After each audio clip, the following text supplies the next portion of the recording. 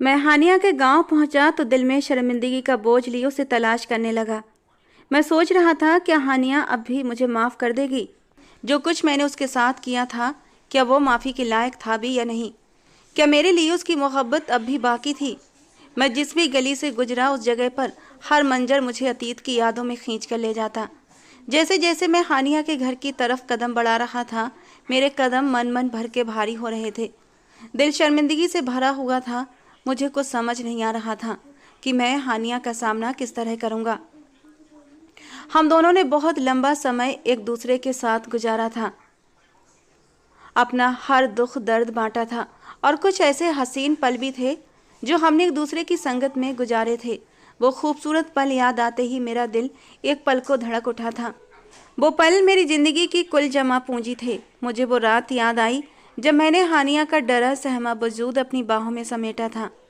वो कितना कसमसाई थी, लेकिन उसे मेरे ऊपर भरोसा था कि मैं उसका साथ छोड़कर नहीं जाऊंगा, और उसने अपना आप मेरे हवाले कर दिया था और मैं उसके वजूद में खोता चला गया था। उसके बदन की नरमी को महसूस करने लगा था और वो पल मेरी ज़िंदगी के सबसे खूबसूरत पल साबित हुए थे। और जब जज्बातों का तूफान थमा था तो वो मेरे कंधे पर सर रखकर रो पड़ी थी। अरसलान, जो कुछ हुआ वो नहीं होना चाहिए था। और मैंने उसके आंसू बड़े ही प्यार से पोंछते हुए उसे यकीन दिलाया था। हानिया, ये हमारी मोहब्बत थी, हमने कुछ गलत नहीं किया है।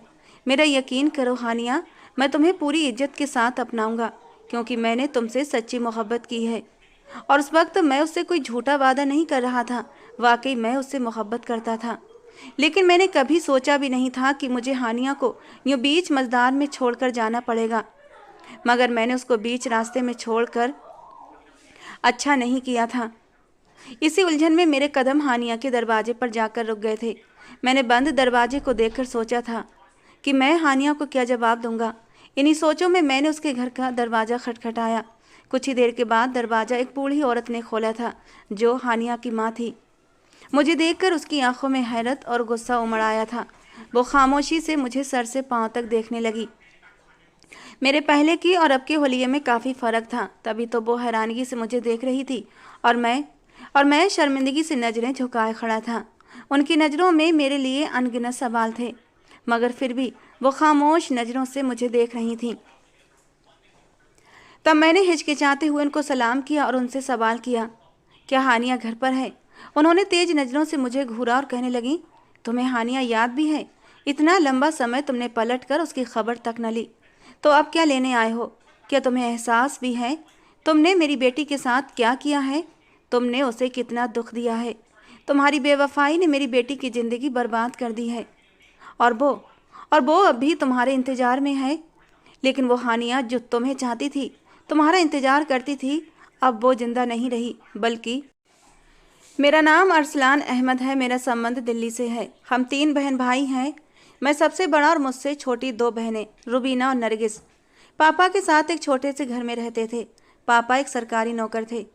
पापा की आमदनी से घर का गुजारा मुश्किल से होता था। मैंने जब से होश संभाला था, पापा को हमेशा मेहनत करते ही देखा था और अम्मा को हमेशा बचत करते। अम्मा की कोशिश होती वो जहाँ से मुमकिन हो सकता वहाँ से बचत करके उन पैसों को कहीं और ज़रूरत पड़ने पर इस्तेमाल करती। मुझे हमेशा अम्मा की आदत खलती थी कि आखिर वो ऐसा क्यों करती हैं। और जब जरा होश संभाला तब जाकर समझ आया कि घर के हालात इतने अच्छे नहीं थे जितने हम बहन भाइयों की ख्वाहिशें थीं। इसलिए तो अम्मा बचत कर करके हमारी ज़रूरतों का ख्याल रखती थीं। और तब मैंने ठान लिया था कि मैं पढ़ लिख कर अपने माँ बाप का सहारा बनूंगा, ताकि अम्मा को हर तरफ से बचत करने की ज़रूरत न पड़े और उनको कहीं पर पैसे खर्च करने से पहले इतना सोच विचार करना न पड़े। मैंने अम्मा की कुर्बानी और पापा की मेहनत से एक सबक सीखा था और ख़ुद से वादा किया था कि मैं अपनी पढ़ाई के जरिए अपने माँ बाप और अपनी बहनों की ज़िंदगी बेहतर बनाऊंगा। मैं सुबह को स्कूल जाता, शाम को पापा की मदद के लिए छोटे मोटे काम करना शुरू कर चुका था और फिर धीरे धीरे ये मेरा रोज़ का रूटीन बन गया था। मेरे दिल में हमेशा ये ख्वाहिश रही थी कि मैं ऐसा कुछ करूं जिससे घर के हालात थोड़े से सुधर सकें और मेरी माँ के चेहरे पर खुशियों के रंग बिखर सके। 10वीं के बाद मैं और पढ़ाई करने के लिए एक स्कॉलरशिप के लिए अप्लाई कर दिया था और अपनी मेहनत के बलबूते पर स्कॉलरशिप हासिल करने में कामयाब भी हो गया था। मेरा सपना था मैं इंजीनियर बनता, इसलिए कॉलेज के दौरान भी मैं दिन रात लगातार मेहनत करता रहा। पार्ट टाइम जॉब करके अपनी छोटी मोटी ज़रूरतें पूरी कर लिया करता था, क्योंकि मैं पापा पर और बोझ डालना नहीं चाहता था। छोटी बहनें छोटी बहनें भी बहुत सब्र और हिम्मत वाली थीं। शायद उनको ये आदत अम्मा की तरफ से मिली थी कि वो हर चीज़ पर सब्र कर लिया करती थीं। कॉलेज में शानदार नंबरों के बाद मुझे देश की एक बड़ी इंजीनियरिंग यूनिवर्सिटी में दाखिला मिल गया था। मेरा सपना बिल्कुल करीब होने को था, लेकिन तभी मैंने और भी मेहनत करना शुरू कर दिया था। दिन को मैं क्लासेस लेता, उसके बाद एक कैफ़े में जाकर पार्ट टाइम वेटर का काम करता था। फिर रात को मैं 2 घंटे बच्चों को ट्यूशन भी देता था। इस बीच मेरी दोनों छोटी बहनें भी अपनी पढ़ाई पूरी कर रही थीं और घर के हालात भी धीरे धीरे सुधरने लगे थे। यूनिवर्सिटी में मेरी मुलाकात उन्हीं दिनों हानिया से हुई थी। वो गांव से यहाँ शहर पढ़ने के लिए आई थी और हॉस्टल में ही रहती थी। एक सादा सी जिंदा दिल लड़की थी। गेहूं रंग पर उसकी बादामी आंखें और चेहरे पर फैली मासूमियत उसे सबसे अलग बनाती थी और मुझे उसकी ये सादगी बहुत पसंद आई थी। और दूसरी बात ये थी कि वो बहुत ही हिम्मत वाली लड़की थी। कभी हिम्मत नहीं हारती थी, बल्कि हर तरह के हालात का डटकर सामना करती थी। वो अपने माँ बाप की इकलौती बेटी थी। उसके साथ साथ वो अपने घर का अकेला सहारा भी थी, क्योंकि उसके पापा उसके बचपन में ही मर गए थे और उसकी माँ ने लोगों के कपड़े सिलाई कर करके उसको पाल पोस कर बड़ा किया था। वो भी मेरी तरह पढ़ लिख कर कामयाब होना चाहती थी। यही वजह थी वो भी पढ़ाई में बहुत अच्छी थी और अपने कॉलेज की टॉप स्टूडेंट रही थी। हानिया और मेरे रूटीन में कुछ ज़्यादा फ़र्क न था। वो भी मेरी तरह दिन में यूनिवर्सिटी की क्लासेस जाती और शाम को कुछ एकेडमी जाकर पढ़ाती थी। हम दोनों अपनी पढ़ाई और नौकरी के बीच बिजी रहते थे। हम दोनों में एक बात कॉमन थी और वो ये थी कि हम दोनों ही अपनी अपनी जिम्मेदारियों को लेकर बहुत सीरियस थे और ज़िंदगी को बहुत ही सीरियसली लेते थे। हम दोनों की पहली मुलाकात एक यूनिवर्सिटी के सेमिनार में हुई थी, जब मैं वहाँ पर एक टेक्निकल प्रेजेंटेशन देने के लिए आया था, जबकि हानिया अपनी दोस्त के साथ बैठी मेरी प्रेजेंटेशन देख रही थी। मेरी बातचीत के अंदाज ने और मेरे कॉन्फिडेंस से भरपूर रवैये ने हानिया को बहुत इम्प्रेस किया था। उसके उल्टे जब मैंने पहली बार हानिया की मुस्कुराहट देखी तो मुझे ऐसा लगा जैसे वक्त थम सा गया हो। हानिया मेरी स्पीच देने के अंदाज से इम्प्रेस हुई थी और मैं उसकी मुस्कुराहट से। सेमिनार के बाद उसने मुझे कुछ सवाल पूछने के बहाने बातचीत शुरू कर दी थी। मुझे भी ये जानकर बहुत खुशी हुई थी कि वो मेरे बोलने के अंदाज से इम्प्रेस हुई थी। मैंने हानिया के सारे सवालों के जवाब दिए थे और फिर हमारी ये बातचीत धीरे धीरे दोस्ती में बदलती चली गई थी। हम अक्सर सोशल मीडिया पर एक दूसरे से कांटेक्ट में रहते थे और अलग अलग टॉपिक पर बातचीत करते रहते। कुछ महीनों के अंदर मेरी और हानिया की दोस्ती गहरी से गहरी होती चली गई। हम दोनों अक्सर किताबों, फिल्मों और ज़िंदगी के फ़लसफ़े पर बातें करने लगे थे। मैं तो आमतौर पर सावधान रहता था, लेकिन फिर भी न जाने क्यों जब भी हानिया मेरे सामने आती तो दिल चाहता कि मैं अपना दिल खोलकर उसके सामने रख दूं और उसे अपने दिल की हर बात बताऊं। धीरे धीरे मैं हानिया के साथ अपने दिल की बातें शेयर भी करने लगा था और दूसरी तरफ हानिया ने भी शायद महसूस कर लिया था कि मेरी मौजूदगी उसकी ज़िंदगी को एक नए रंग में रंग देती है। इसलिए हम दोनों ज़्यादातर वक्त एक दूसरे के साथ ही गुजारने लगे थे। एक दिन हानिया मुझे कहने लगी, अरसलान, तुम्हारी बातें हमेशा मुझे हिम्मत देती हैं। मैंने भी मुस्कुराते हुए उसको कह दिया कि तुम्हारी बातें भी जैसे मेरी ज़िंदगी को आसान बना देती हैं। कुछ पल के लिए ही सही, जब भी तुम मेरे साथ होती हो मेरी ज़िंदगी में खुशियों के रंग बिखर जाते हैं। और मेरी बात सुनकर उसके चेहरे पर एक चमक आ गई थी। अब वो अक्सर मुझसे कहती थी, तुमसे दोस्ती के बाद मैं बहुत खुश रहने लगी हूँ। पहले मुझे लगता था शायद मेरी ज़िंदगी का सिर्फ एक ही मकसद है और वो है कामयाब होना।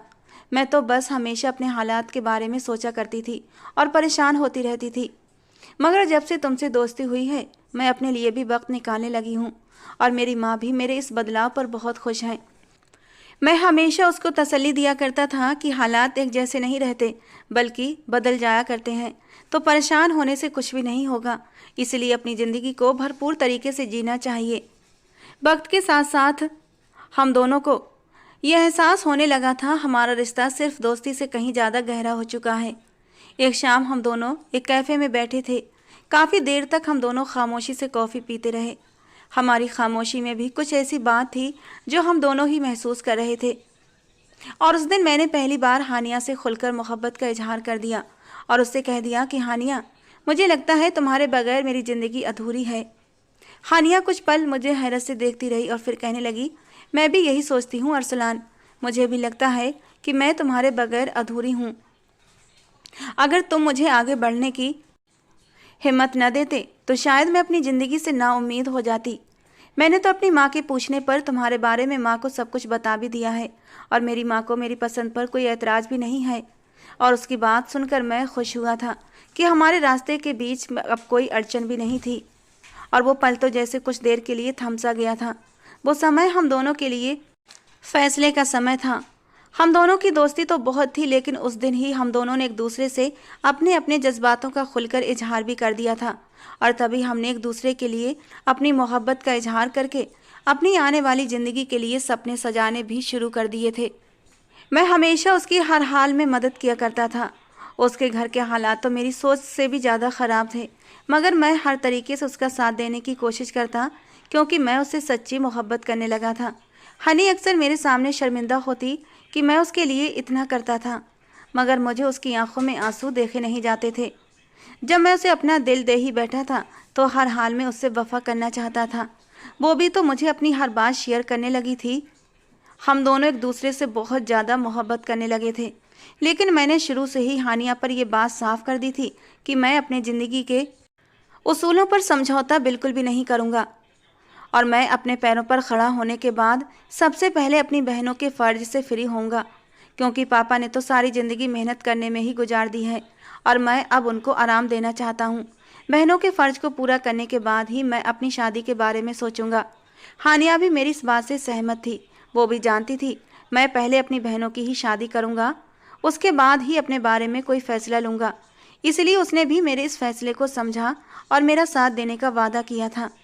हमारे बीच ये वादा न सिर्फ मोहब्बत का था, बल्कि एक दूसरे के ख्वाबों को पूरा करने का इरादा भी रखता था। मेरी माँ ने मेरी परवरिश बहुत अच्छे से की थी। उन्होंने मुझे अच्छे बुरे की तमीज़ सिखाई थी। ये भी सिखाया था ज़िंदगी में कभी किसी दूसरे के ऊपर निर्भर मत रहना। और इसीलिए मैं चाहता था जब मैं शादी करूं तो मेरे पास इतनी जमा पूंजी हो कि मैं अपनी बीवी को खुशहाल ज़िंदगी दे सकूं। और हानिया मुझे अच्छे से समझती थी और उसने कभी मेरे फैसले को चैलेंज नहीं किया था, बल्कि हमेशा मुझे हौसला दिया था कि मैं अपने सपने पूरे करूं। एक शाम हम दोनों एक पार्क में बैठे बातें कर रहे थे। मुझे याद है पेड़ों के पत्तों की सरसराहट और शाम की ठंडी हवाओं के बीच मैंने बहुत प्यार से हानिया की तरफ देखा था। जब उसने मेरी तरफ सवालिया नज़रों से देखा, वो जान गई थी कि मैं उसे कुछ कहना चाहता हूँ। हानिया ने मुस्कुराते हुए मेरी तरफ देखा और कहने लगी, अरसलान बोलो, कुछ कहना चाहते हो? मैं गहरी सांस लेकर उसका हाथ अपने हाथों में थाम चुका था और मैंने बहुत ही प्यार से कहा, हानिया मैं तुमसे बेहद मोहब्बत करता हूँ। उसने मेरे हाथ पर अपना दूसरा हाथ रखा था। जानती हूँ अरसलान, तुम्हें कहने की ज़रूरत नहीं है। मैंने एक गहरा सांस लिया था और आगे बोला, और मैं अपनी ज़िंदगी तुम्हारे साथ गुजारना भी चाहता हूँ, लेकिन उससे पहले मैं चाहता हूँ कि मैं अपने पैरों पर खड़ा हो जाऊँ। मैं तुम्हें एक खुशहाल ज़िंदगी देना चाहता हूँ। हानिया ने कुछ पलों के लिए मेरी आंखों में झांका और फिर कहने लगी, अरसलान मैं भी तुमसे सच्ची मोहब्बत करती हूँ और मैं तुम्हारी सोच को समझती हूँ। मैं वादा करती हूँ तुम्हारे ख्वाबों को पूरा होने में तुम्हारा साथ ज़रूर दूंगी। मुझे यकीन है तुम अपनी मेहनत से अपनी मंजिल पा लोगे। कहते कहते उसने अपना सर मेरे कंधे पर टिका दिया था। मैं जानता था कि वो वैसे ही मेरी दीवानी है जैसा मैं उसका दीवाना था। पहली बार मैंने हानिया को अपने बाहों के घेरे में समेटा था। मेरी बाहों का स्पर्श महसूस करके हानिया कुछ देर के लिए कसमसाई थी, लेकिन उसने खुद को मेरी बाहों में ढीला छोड़ दिया था। उस पल मैंने हानिया को अपने साथ लगाकर उसकी खुशबू को अपने अंदर उतारा था। काफ़ी देर तक मैं उस पार्क में बेंच पर बैठा हानिया के साथ बैठा रहा। जी चाह रहा था ये पल यहीं थम जाए, लेकिन एक दूसरे से दूर तो जाना ही था।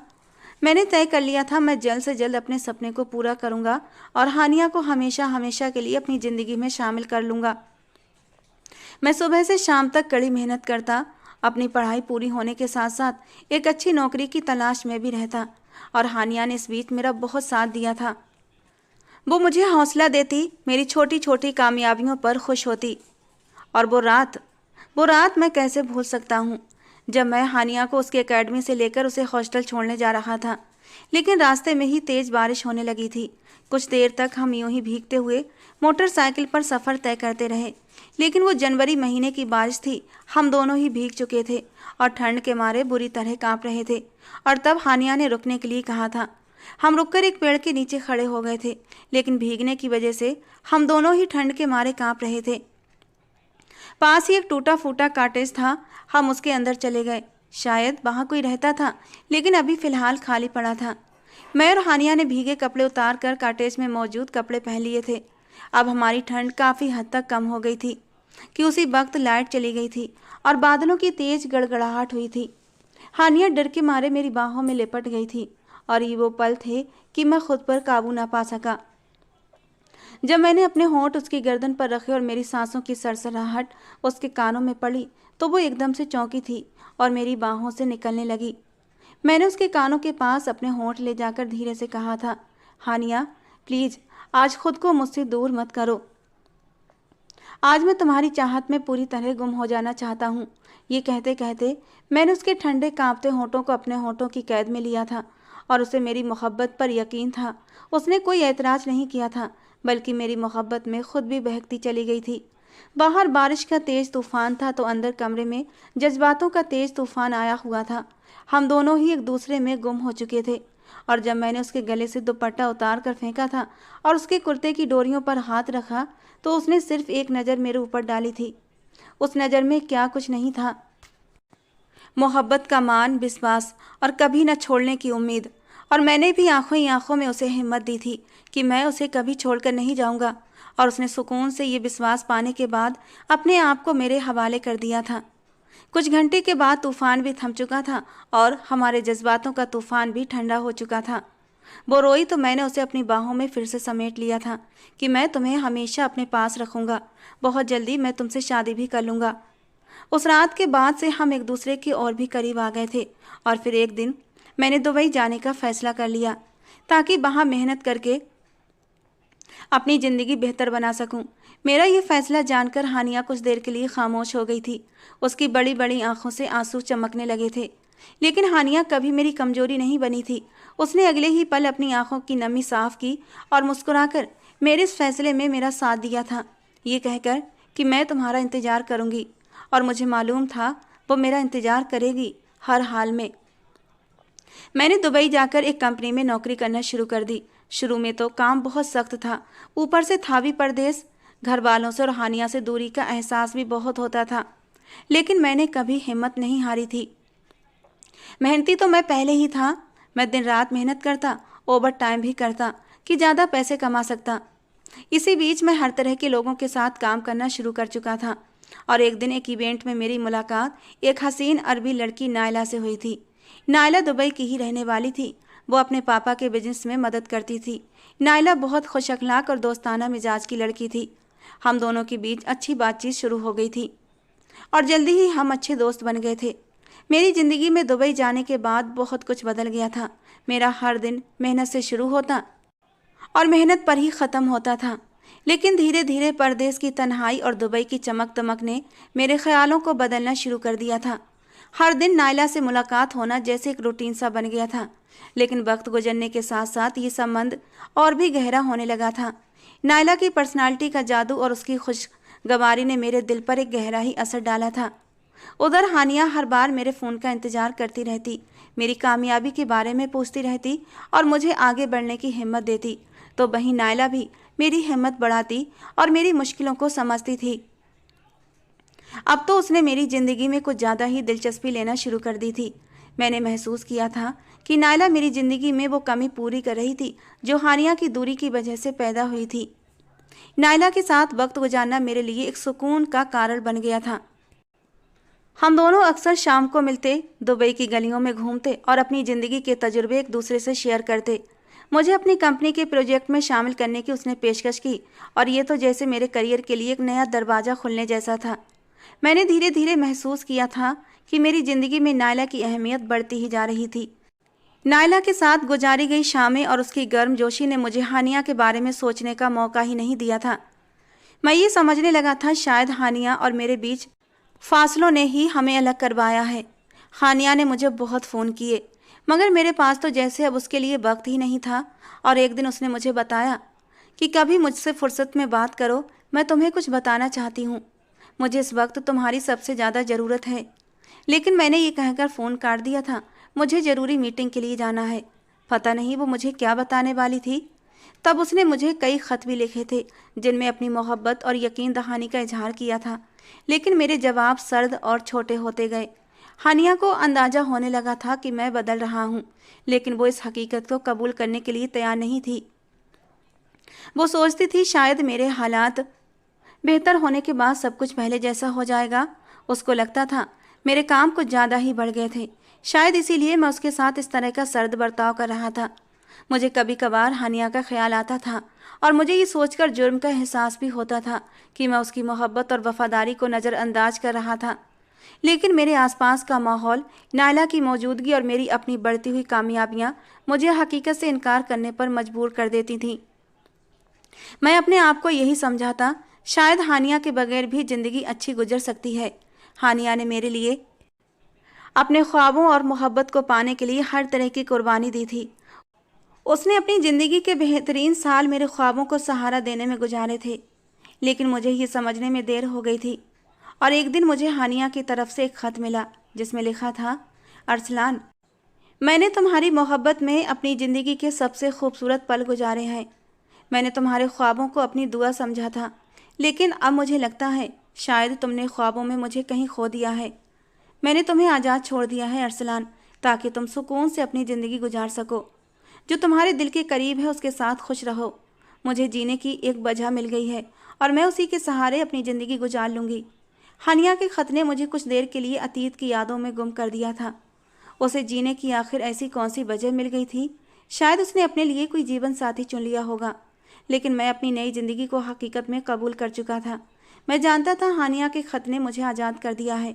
अब वो आगे से कभी मुझे कॉल या ख़त के ज़रिए बातचीत नहीं करेगी। कुछ वक्त बाद मैंने नायला से अपनी मोहब्बत का इजहार कर दिया और हम दोनों ने अपनी ज़िंदगी एक साथ गुजारने का फ़ैसला कर लिया। मैंने नायला को अपने बारे में सब कुछ बता रखा था, सिवाय हानिया वाली बात के, और नायला मेरी मेहनत से बहुत इम्प्रेस हुई थी। मुझे भी नायला की सादगी और उसकी मदद करने का ये रवैया बहुत पसंद आया था। मोहब्बत के सफ़र में हम दोनों के दिल एक दूसरे की तरफ खींचने लगे थे और जब नायला ने अपनी मोहब्बत के बारे में अपने घर वालों को बताया तो उसको अपने घर वालों के गुस्से का सामना करना पड़ा था। नायला के पापा तो चाहते थे वो किसी दुबई के ही बड़े बिजनेसमैन से शादी करे, लेकिन नायला ने अपने पापा को समझाने की कोशिश की कि वो मुझसे प्यार करती है और मुझसे ही शादी करना चाहती है। मैंने फैसला कर लिया था मैं नायला के पापा को अपनी मेहनत से और अपने अच्छे अखलाक से कायल कर लूँगा। मैं नायला के पापा के बिजनेस प्रोजेक्ट में उनकी बहुत मदद करने लगा और अपनी काबिलियत और मेहनत का सबूत मैंने उन्हें दे दिया था। नायला के पापा मुझसे बहुत इम्प्रेस हो गए थे। नायला के पापा मेरी और नायला की शादी के लिए राज़ी हो गए क्योंकि उन्हें अपनी बेटी की खुशी भी प्यारी थी और यूँ मेरी और नायला की शादी हो गई। मैंने अपने अम्मा पापा को इस बारे में बताया तो थोड़ी नाराज़गी के बाद वो भी मान गए थे क्योंकि उनको मुझ पर पूरा भरोसा था कि मैं कुछ भी गलत नहीं कर सकता। शादी के बाद नायला ने मेरी ज़िंदगी में न सिर्फ मोहब्बत बल्कि सुकून भी शामिल किया था। मैं अपनी बहनों के लिए कुछ ख़ास करना चाहता था और नायला ने मेरी मदद के लिए हर मुमकिन कोशिश की थी। नायला ने कहा था वो मेरी बहन की शादी करने के लिए अपने पास से पैसे देगी, लेकिन मैंने उसे मना कर दिया था क्योंकि मैं खुद अपनी मेहनत की कमाई से अपनी बहनों को उनके घर का करना चाहता था। बल्कि मैं तो खुद अपने कदमों पर खड़ा होकर खुद अपनी पहचान बनाना चाहता था और नायला ने मेरे इस जज्बे की कदर की थी। वो हर तरह से मेरे कदम से कदम मिलाकर मेरे साथ चल रही थी। बड़ी बहन की मैंने शादी कर दी और छोटी बहन नरगिस को मेरी तरह पढ़ने का बहुत शौक़ था, इसलिए मैंने उसका एडमिशन करा दिया। उसकी पढ़ाई के खर्चे भी उठाने लगा। मैं अब तक लौटकर हिंदुस्तान नहीं गया था, यहाँ तक कि मेरी छोटी बहन नरगिस की पढ़ाई भी पूरी हो गई थी और फिर एक अच्छे ख़ानदान में उसका रिश्ता तय हो गया और फिर उसकी भी शादी कर दी। मेरी दोनों बहनें अपनी अपनी ज़िंदगी में खुश थीं और मेरा दिल भी सुकून से भर गया था। बहनों की शादियां करने के बाद मैं और नायला ने अपने ओर ध्यान दिया था। अपना सारा ध्यान अपने नए कारोबार पर लगाया था और धीरे धीरे हमारी मेहनत रंग लाई थी और हमारा कारोबार खूब तरक्की करने लगा था। और तब नायला ने मुझे ज़िंदगी की सबसे बड़ी खुशखबरी सुनाई थी। पूरे 5 साल बाद हमारे यहाँ बेटा पैदा हुआ, जिसका नाम नायला ने उबैद रखा। उबैद में तो हम दोनों की जान बसती थी। हम दोनों ने मिलकर अपनी ज़िंदगी को खुशी और कामयाबियों से भर दिया था। लेकिन हमारी इन खुशियों के सफ़र में एक ऐसा मोड़ आया जिसने हमारी दुनिया को हिलाकर रख दिया। एक दिन नायला ने अपने शरीर में अजीब सी कमजोरी और थकान महसूस की। पहले तो वो इन सब बातों को नज़रअंदाज करती रही, मगर वक्त के साथ साथ ये कमजोरी बढ़ती गई। बुखार तो कभी भूख की कमी और कभी थकावट उसे परेशान करने लगी थी। मैं उसे फ़ौरन एक डॉक्टर के पास लेकर गया और कुछ टेस्ट के बाद डॉक्टर ने हमें मशवरा दिया कि और भी टेस्ट करवाओ। और फिर आगे जो रिपोर्ट हमारे सामने आई थी, हमारी पूरी दुनिया हिलकर रह गई थी। नायला को आखिरी स्टेज का कैंसर था और ये खबर बिजली बनकर हमारे ऊपर गिरी थी। ये जानकर नायला की बीमारी बहुत ख़तरनाक है, मैं हर मुमकिन इलाज करवाने का फ़ैसला कर चुका था। नायला ने अपनी बीमारी को सब्र और हौसले से कबूल किया था, मगर मैं अंदर से टूट चुका था। दुबई के सबसे अच्छे अस्पताल में मैंने नायला का इलाज शुरू करवाया था।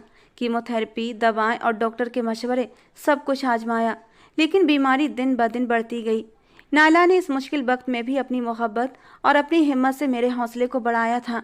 वो कहती, हमारी मोहब्बत ने जो ख्वाब देखे हैं तुम्हें उन सबको पूरा करना है। मेरी बीमारी तुम्हें कमज़ोर नहीं बना सकती। उसके शब्द मेरे लिए रोशनी का मीनार थे, लेकिन हकीकत तो ये थी कि उसकी हालत अब दिन ब दिन ख़राब हो रही थी। और एक दिन वो अस्पताल के बिस्तर पर लेटी हुई थी और मैं उसके पास बैठा हुआ था और मेरे हाथों में उसका हाथ था। वो मुझसे कहने लगी, तुमने मेरी ज़िंदगी को मोहब्बत और खुशियों से भर दिया। मेरी दुआ है तुम हमेशा खुश रहो। मेरी गैर मौजूदगी में भी अपनी ज़िंदगी को उम्मीद और रोशनी से भरपूर रखना। मुझे याद करके कभी दुखी मत होना, कभी आंसू मत बहाना, वरना मेरी रूह हमेशा दुखी रहेगी। ये उसके आखिरी शब्द थे और कुछ पलों बाद नायला हमेशा के लिए खामोश हो गई थी और मेरी दुनिया अंधेरों में डूब गई। नायला के बगैर ज़िंदगी गुजारना अब मेरे लिए आसान नहीं था, लेकिन मुझे उबैद के लिए जीना था, क्योंकि नायला को उबैद से बेहद मोहब्बत थी और मुझे उबैद में नायला की झलक नज़र आती थी। लेकिन मेरे दिल में एक उदासी हमेशा रहती थी, जो वक्त के साथ साथ और भी गहरी होती गई। दुबई की चमकती रोशनियों में उबैद की मासूमियत और मेरा सपना कहीं खोने लगे थे। और एक दिन उबैद मुझसे पूछने लगा, पापा मम्मा कहाँ है? क्या वो हमें देख सकती हैं? ये सवाल मेरे दिल को चीर गया था। नन्हा सा 4 साल का उबैद अपनी माँ के बारे में सवाल कर रहा था और तब मुझे पहली बार एहसास हुआ उबैद को एक माँ के प्यार की ज़रूरत है। अकेले रहकर हीन भावना का वो शिकार हो जाएगा, उसकी पर्सनैलिटी डेवलप नहीं हो पाएगी। और फिर मैंने फैसला किया कि मैं हिंदुस्तान वापस आऊँगा, जहाँ मेरा अपना बचपन गुजरा था। हिंदुस्तान की वापसी के ख्याल पर हानिया की याद भी मेरे दिमाग के किसी कोने में उभरी थी, जो मेरी पहली मोहब्बत थी। हानिया की मोहब्बत मासूम और बेलौस थी, लेकिन वक्त और हालात ने हम दोनों को जुदा कर दिया था। हानिया की याद मेरे दिल में एक उम्मीद की किरण रोशन कर रही थी, लेकिन उस उम्मीद के साथ एक डर भी था। क्या हानिया अब भी उसी तरह होगी? क्या उसके दिल में मेरे लिए कोई जगह होगी?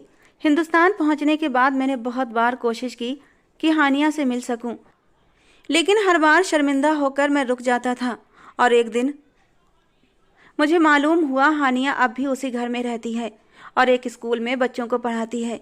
हानिया का जिक्र सुनकर मेरे दिल में अतीत की यादें जाग उठी थी। मैंने फैसला किया, मैं हानिया से मिलूंगा, उससे माफ़ी मांगूंगा। मैं हानिया को देखने के लिए स्कूल गया। हानिया पहले से बहुत बदल चुकी थी, लेकिन उसकी आंखों में अब भी पहले जैसी ही मासूमियत थी।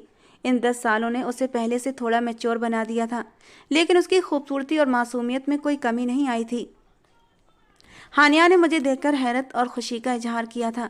उसने मुझे बताया वो शादी कर चुकी है और उसकी एक बेटी भी है और उसकी ज़िंदगी बहुत खुशगवार है। लेकिन मैंने उसकी आंखों में एक अनजानी सी उदासी महसूस की थी।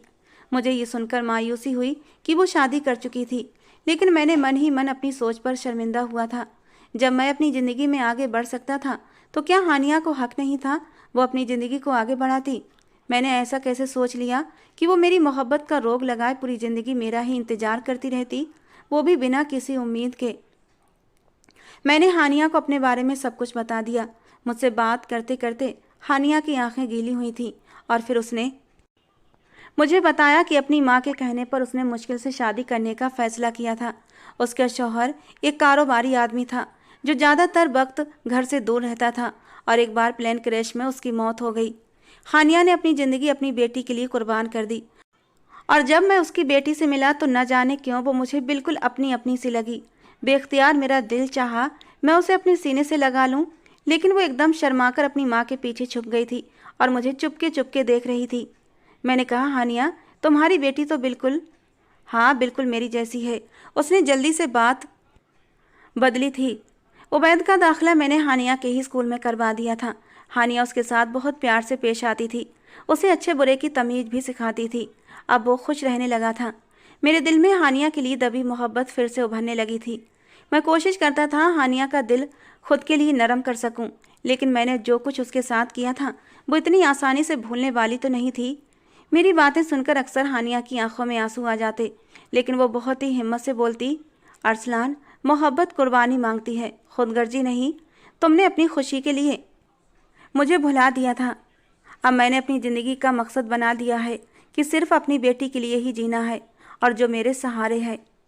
मैं बहुत कोशिश करता कि हानिया मुझे माफ़ कर दे, लेकिन हानिया के दिल का जख्म इतना गहरा था कि मैं उस पर मरहम नहीं रख पाया। मैंने फैसला किया मैं हानिया के फैसले का एहतराम करूंगा। मैं उसके करीब रहकर उसकी मदद करना चाहता था। मैंने उसे गांव में हानिया के पास रहना शुरू कर दिया, क्योंकि मैं गांव में एक नई ज़िंदगी शुरू करने का फैसला कर चुका था। मैं जानता था हानिया के दिल में दोबारा जगह बनाना आसान नहीं होगा, लेकिन मैंने इरादा कर लिया था। मैं अपनी ज़िंदगी इसी पश्चाताप में गुजार दूंगा।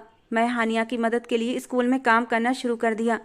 मैं बच्चों को पढ़ाने में हानिया का हाथ बटाता और स्कूल की देखभाल में उसकी मदद करता। हानिया शुरू में मेरी मदद कबूल करने से इनकार कर रही थी, लेकिन गांव के लोगों और बच्चों की बेहतरी के लिए वो मजबूर हो गई। मैं दिन रात मेहनत करके स्कूल को बेहतरीन बनाने की कोशिश कर रहा था। गांव वालों के लिए एक छोटा सा क्लिनिक भी खुलवा दिया ताकि लोग सेहत की बुनियादी सहूलतें हासिल कर सकें। हानिया ये सब कुछ देखती रही, लेकिन उसके दिल का जख्म अब भी ताज़ा था। गांव के लोग मेरी मेहनत और खुलूस देखकर मेरी तारीफ करते, और मैं जो खुद को खुदगर्ज इंसान समझता था अब एक हमदर्द और मुखलिस इंसान बन चुका था। मैं स्कूल के बच्चों के लिए किताबें, कपड़े खरीद कर उनके लिए खेल के मैदान बनवाए और उनकी ज़िंदगी में खुशी के रंग भरने की कोशिश की। हानिया खामोशी से ये सारे काम देखती रहती। उसको यकीन नहीं आता था क्या मैं वाकई बदल चुका था। एक दिन मैं किसी काम के सिलसिले में हानिया के घर गया था। उसकी माँ मुझे देखकर खुश नहीं हुई थी, लेकिन शायद हानिया ने उन्हें मेरे बारे में कुछ समझा बुझा दिया था, इसीलिए उन्होंने मुझे इज्जत से बिठाया, मेरे लिए चाय भी लेकर आई। उसके बाद वो उठकर चली गई थी। मैं उन्हें कुछ ज़्यादा पसंद नहीं था जो वो मेरे पास बैठती। मैं चाय का कप हाथ में लेकर बिना सोचे समझे हानिया के कमरे की तरफ बढ़ गया था, जहाँ हानिया की यूनिवर्सिटी के समय की बहुत सी निशानियाँ रखी थीं। कुछ गिफ्ट भी थे जो मैंने उसे दिए थे, जो उसने बहुत ही संभाल कर रखे थे। मैंने एक ड्रॉल खोली तो उसमें कुछ खत रखे थे जो मेरे दुबई जाने पर हानिया ने मेरे नाम लिखे थे। मैं एक एक खत उठाकर पढ़ने लगा। उन खतों में उसने अपनी बेकरारी लिखी थी, अपनी मोहब्बत के बारे में लिखा था, और एक खत पढ़ते पढ़ते जैसे मेरी पूरी दुनिया लोटपोट हो गई थी। मैं वहीं बेड पर बैठ गया था और बार बार उस खत को पढ़ने लगा। उस खत में लिखा था, अरसलान, तुम मुझे छोड़कर चले गए और मैं एक ऐसे मोड़ पर आकर खड़ी हो गई हूँ कि न जिंदगी में आगे बढ़ सकती हूँ और न पीछे जा सकती हूँ। तुम लौट आओ अरसलान, मुझे तुम्हारी ज़रूरत है। लेकिन तुम तो मुझसे बात ही नहीं करते। इस वक्त मैं ज़िंदगी के सबसे नाजुक मोड़ पर खड़ी हूँ अरसलान, क्योंकि मैं तुम्हारे बच्चे की माँ बनने वाली हूँ और मेरी माँ मेरी बदनामी से बचने के लिए मेरी शादी कर रही हैं। लेकिन मैं शादी नहीं करूँगी अरसलान, मैं तुम्हारी अमानत हूँ, ये बच्चा तुम्हारा है। वो ख़त मेरे हाथों से छूट कर गिर पड़ा था और आहट की आवाज़ पर मैंने नज़र उठाकर देखा तो हानिया की माँ खड़ी थी। कहने लगी, हानिया तुम्हारे बच्चे की माँ बनने वाली थी। मैंने उस पर बहुत प्रेशर डाला कि वो शादी कर ले, लेकिन वो नहीं मानी और सिर्फ तुम्हारे नाम के सहारे उसने ये 10 साल गुजार दिए। तुम्हारी बेटी को जन्म भी दिया। मैंने लोगों की बातें भी सुनी, लेकिन धीरे धीरे लोगों की ज़बानें बंद हो गई थीं, क्योंकि मैंने कह दिया था मैंने हानिया की शादी कर दी है और उसका शौहर विदेश में रहता है। अलीशा तुम्हारी ही बेटी है। और मैं उस दिन बहुत रोया था, फूट फूट कर रोया था। और तभी हानिया भी घर आ गई थी। मैं उसके सामने सर झुकाकर बैठ गया, उससे रो रो कर माफ़ी मांगी थी। उसने मेरा कितना विश्वास किया था और मैंने उसका विश्वास तोड़ दिया था। मेरे इतने दिनों की मेहनत और खुलूस को देखते हुए उसने मुझे माफ़ भी कर दिया था। अपनी माँ के कहने पर मुझसे शादी भी कर ली। मैं अपनी बेटी को सीने से लगाकर बहुत रोया था। ये खून के रिश्ते ऐसे ही होते हैं। मेरा दिल पहले से ही अलीशा के लिए हुमकता था और वो भी तो हर वक्त मेरे पास आने की कोशिश करती थी। हानिया ने मेरे बेटे उबैद को दिल से अपना लिया था। वो अलीशा में और उबैद में कोई फ़र्क नहीं करती थी, बल्कि अपने सगे बेटे की तरह रखती थी। और उबैद भी हानिया को अपनी सगी माँ समझने लगा था। उसके चेहरे पर खुशियों की चमक लौटने लगी थी। मैं हानिया को खुश करने की हर मुमकिन कोशिश करता और मैं अपनी कोशिश में कामयाब भी हुआ था, क्योंकि हानिया भी खुश रहने लगी थी।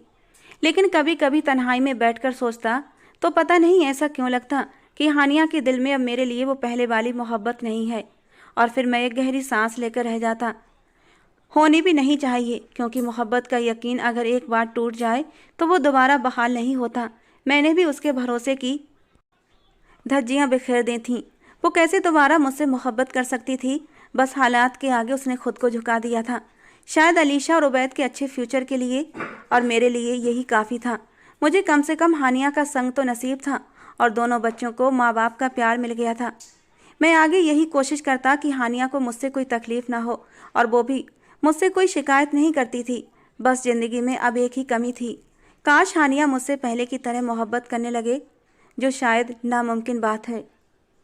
दोस्तों, आज की हमारी ये कहानी आपको कैसी लगी कमेंट बॉक्स में ज़रूर बताना। पसंद आई हो तो प्लीज़ लाइक करना। रोज़ एक नई रोमांटिक कहानी सुनने के लिए हमारे चैनल को सब्सक्राइब करना। मिलते हैं दोस्तों अगली किसी नई कहानी के साथ।